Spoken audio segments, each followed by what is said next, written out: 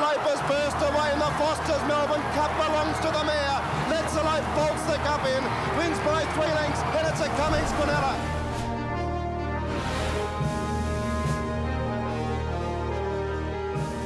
What tricks did you all have? And I'm sure they're all different. They're the same but different. But what tricks would you use to learn the colours? I was the sort of person that would write in a repetitive fashion the horses' colours and visualise them in my head. And I would do the bulk of my work at home. So when I got race day, I could absorb the other things that were going around me. So I was more attentive. But when they get over the back at about the 1,200 metres and they start packing up, sometimes you cannot see the colours. And I would learn blinkers, colour, the horses that had blinkers. Nowadays, it became more increasingly popular. There'd be coloured blinkers, there'd be coloured bridles, there'd be coloured reins. And all these little things were so important. I never realised how important a pom-pom was. I just thought it was another facet on the colours. But when I feel that 24 and a horse has got a pom-pom, by golly, it stands out, and it's so important to be able to identify. Well, I think technology's helped us as well. I print the colours out now, but still have the little textures. Did you have the textures? I did. I coloured in. So I'd colour every horse in with colouring in, you know, on the Thursday and Friday night. That's how I learned. I'd do something similar for all the sports I do, but that's how I learnt the colours, and I'd come here to the track having coloured them in, and it sort of stuck. Does help learn them. I mean, when I first started, there were no computerised colours, and you just memorise them the night before, and you know, you'd lie in bed thinking, you know, black, white sleeves, red cap, they'll be superimposed, and work your way through the entire meeting, you know, with 120 horses, all these colours swimming in your head, and then when the jockeys came out, you had a little head start, you know. Then I went to England and saw broadcasters colouring in jockey silks for the big fields. I thought, that's a brilliant idea, exactly what Bruce did. So I started doing that, and I'd get the race book and just not draw a whole man with colours on, but just put blue with a pink spot next to, or whatever it was, next to each horse's. So I'd be spending the Friday night colouring in my race book. But then things evolve, video replays are readily available, and you learn in a sort of, you don't even know you're learning, you know. By watching the replays, the colours are getting stuck in your memory. But having the little cheat sheet there on race day is brilliant. You look at that, see the jockey come out, and they stick a lot more readily. What's changed about the Melbourne Cup is that we see horses for the first time now. Now, when Greg and I started, and even when Dan, we'd see these horses through the spring quite regularly. You know, we'd get a New Zealander maybe came over, but we knew them, Greg, didn't we, and Dan? Yeah. So by the time they got to Flemington on the first Tuesday of November, so to speak, we'd seen these horses either in a Caulfield Cup or a Moonee Valley Cup or whatever. Now, 8 to 10 horses. Yeah. Probably more.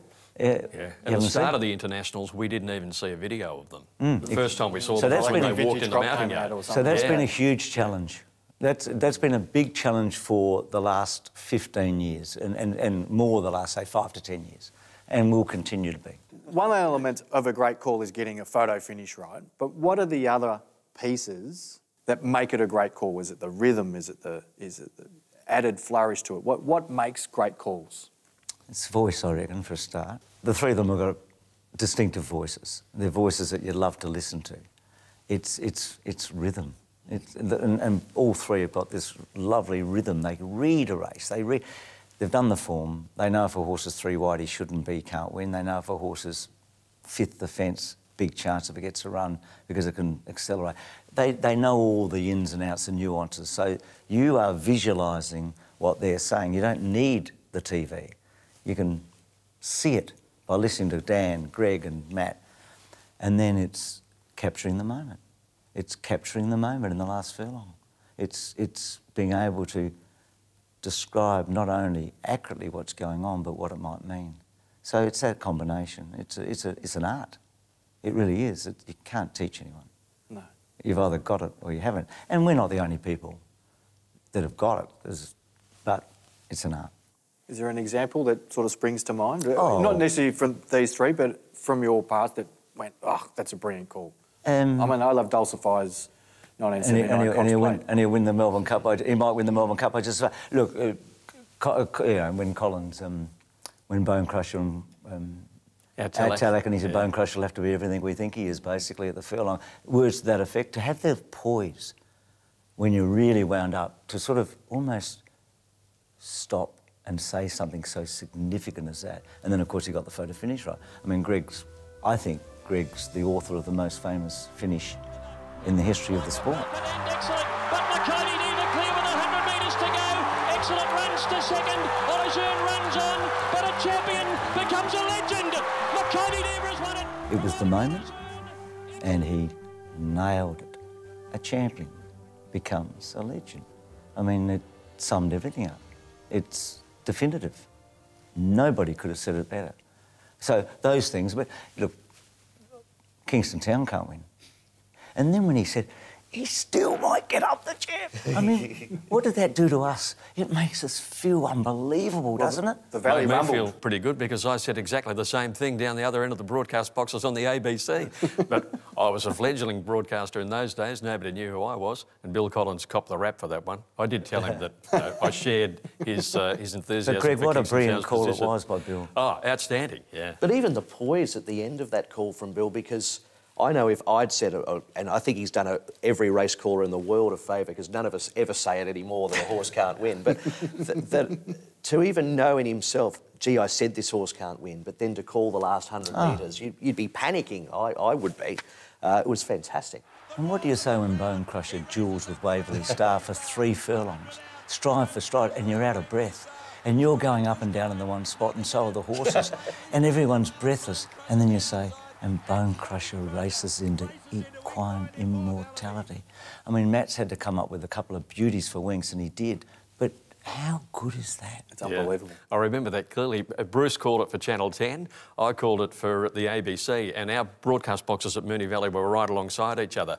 And we came out of the race, out of the broadcast box, and Bruce said to me, how'd you go? And I said, I think okay. How did you go? And he said, I think okay.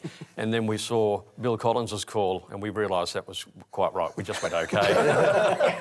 It was not a good... Yeah, exactly. So there you go. So they're the things that... they're the things that have inspired us and make us... And, you know, we're sitting in the room where these guys have produced legendary calls. What was Bill like on race day? Was he a nervous No, character? Or? no, there was... Outwardly, there wasn't a nervous fibre in his system. He was just a cool, and I admired him, and that's the part of Bill I wanted to be most like, because I'd watch him a lot when he was calling, particularly at Sandown, where there wasn't an area where you could broadcast from. I'd stand in the back of the box and watch Bill calling races, and he was just so cool, calm and collected. A smoker, of course, in those days, and they'd be moving in for the CF4 stakes and he'd take a big drag and as the last horse moved in, he'd stab the cigarette into the window frame and start calling, and all this smoke would be coming out of his mouth at the start of the CF4, and I thought, what a man. He was the Clint Eastwood of racing. He had that coolness about him. But he said to me one day, and how many did he call? 34? 34? Yeah. So he said, well, I reckon it was... He said to me one day, and I'm nearly 100% right about the number, he said, it took me 32 Melbourne Cups to call them with both feet on the ground. He said, the nerves, it took me all that time really to get on top of the Melbourne Cup. This is Bill. Yeah. So, you know, Greg did 36. I agree. It was only my last, my absolute last, and I had all those colours. And when they went to the start of that Melbourne Cup, and maybe because I knew this is the last time I'm going to put myself through this, it's the most calm I've ever been. It was like, it was a surreal feeling. The 60 seconds before they jumped in that Melbourne Cup was the most calm I've ever been. Yeah. Only happened once. Well, I mean, it's such a stressful job. Tom Durkin, the American caller, walked away from calling the Kentucky Derby because it was too much for him. Was there ever a moment when you thought, not at the end of your career, but during your career, this is like, this is too much? No. It was... You wanted wanted to it manage too it? much. Yeah. The days were tiring, but never to walk away from, I don't want to call the Melbourne Cup, I'll do the rest. No. It's so hard because the days are so long.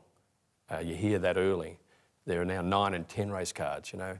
We've been eulogising Bill and Joe Brown and the likes, but they were calling 6 and 7 race cards, remember. So a little bit different. It's a most tiring week now. Generally radio, and I guess growing up through that period, the transition from radio, and I think that certainly us three, and maybe to a lesser extent, even though Matty's fully into the radio part of it, but we learned from radio broadcasting but also at a time where the transition was to the television. In fact, pioneers within it, particularly you guys, when whether it be Sky Racing came along or it was the Channel 10 aspect, or just merely where we're at now with racing.com, and people can go and view it, look it back. You can't sort of make a mistake at the 1600 metres anymore. People will pick it up. Yeah, and there's far more pressure these days. And particularly your peers as well. You know, we know the things we can go through to get over not seeing a horse at the 1600 or whatever, but you can't do that now. So you really have to be on top of your game